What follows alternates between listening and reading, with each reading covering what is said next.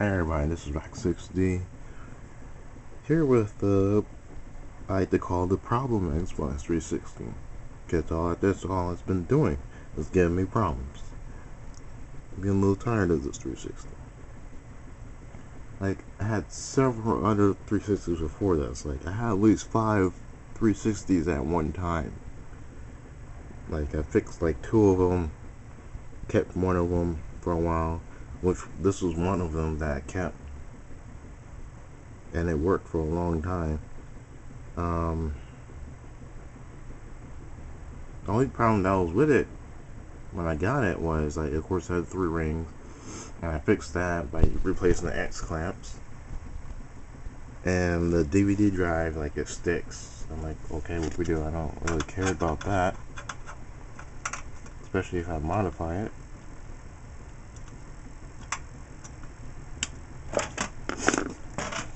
I mean, as you can see there, it doesn't stick, like, but sometimes it does. I'm not too worried about that, because if I modify it, I won't even need this anymore, so I'll just take it out, or I'll just have it just sitting in there to weigh down the Xbox 360. But anyway, get back to the important parts of this. This is kind of like a reply video to Retro Game Tech and Extra Johnny Guns. You know, I watch your videos all the time, and I comment on your videos all the time too. I might want to turn this off for a minute. And I don't know if you guys noticed this or not, I comment on your videos a lot, because like I do have problems with a lot of this stuff, and this being one of the main problems too sometimes, you know. I mean, this PlayStation video is good, but you know, I made a video about how repairing this thing is be a pain in the ass because of that damn screen. But like, I repaired other systems before, like Nintendo 3DS.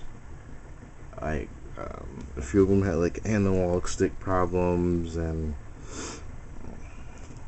screens weren't responsive. I repaired stuff like that, and it didn't give me that much of a headache, besides the little ribbons that will easily break off, or the screen so delicate. But this thing, like, wow, it's like you throw a hammer at it and it's still nothing. Like, I had the Dreamcast and the Super Nintendo, and those bad boys still work. Like, no joke. I mean, the Super Nintendo is kind of hanging on for dear life right now, but come on, like, the Dreamcast is still going. Like, the Dreamcast is in play. And yes, that's one of my favorite systems, the Dreamcast. But, like, come on, like, I did the South Bridge fix, you know, as always. As I've seen most people in videos. I guess I refloat the board with a heat gun I have here. I think it only has like a low and high setting. I can't even tell, it doesn't have anything on this.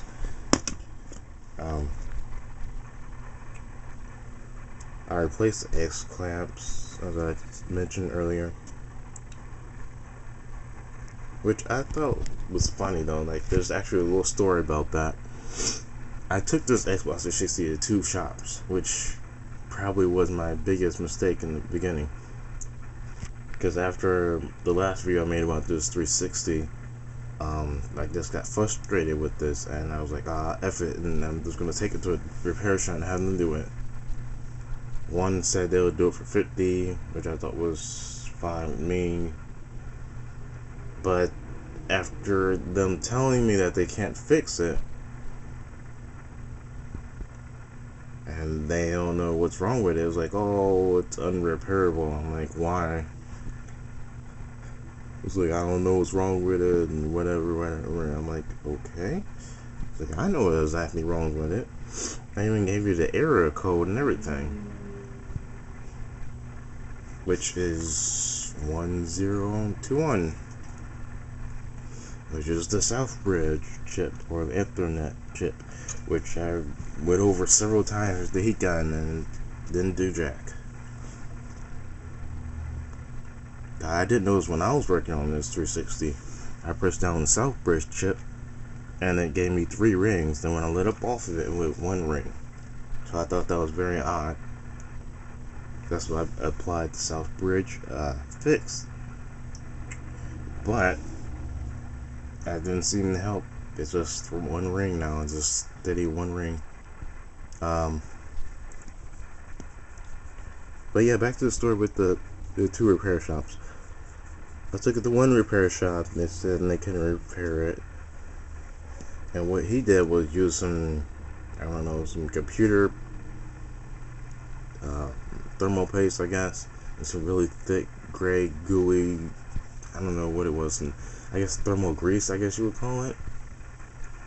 It was terrible. It was all oily and junk. I wiped all that off. And all he did was replace the bolts and the washers that I put on there for some reason, which I didn't know why he did that. I was like, what was wrong with the ones I put on there?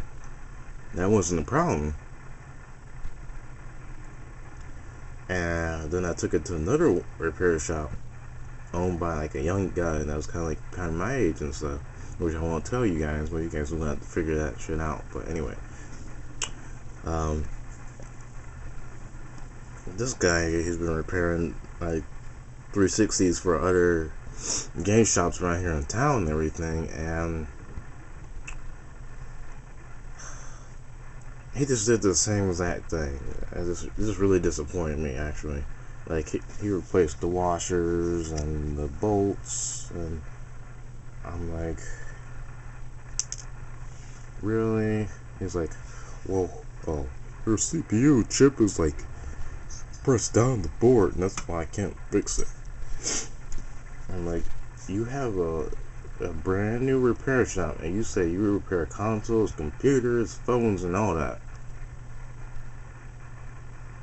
Like, I don't know, like, he's like look up stuff like I do on YouTube and just assume people are gonna pay him $60 to repair 360. I don't know, but an X-Clamp fix doesn't repair all 360s. It does for most of them, because like most ones I repair, like the X-Clamp fix, like it works for the most part. As long as you have the screws just tightly enough and you have the right paste, it should work. Anyway, but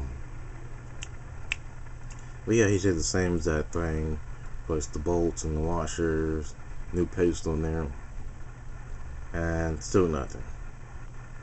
I was like, wow. Oh, he also removed my Southbridge fix on there too. I just replaced this recently, which I thought was odd too. But he did replace the bolts in the DVD drive. You know, I thought that was nice. Not needed, but you know, he replaced them regardless for some reason. But yeah,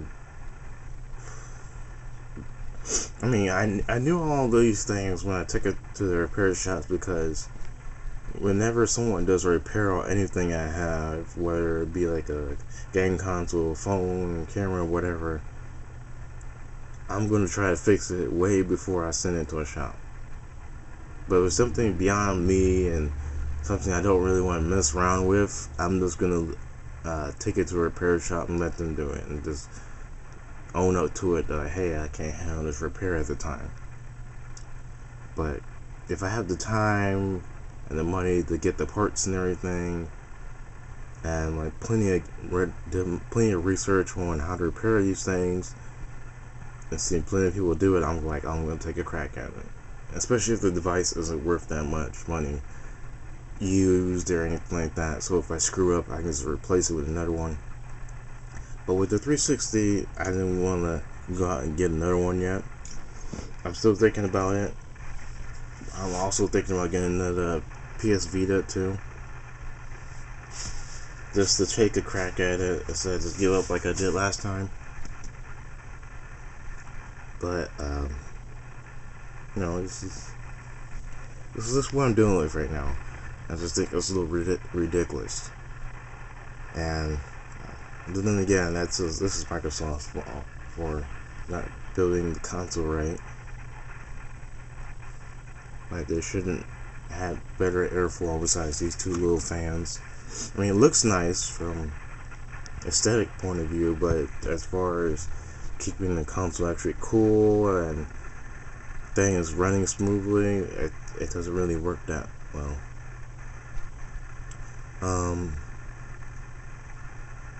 Yeah, you guys see the console on itself,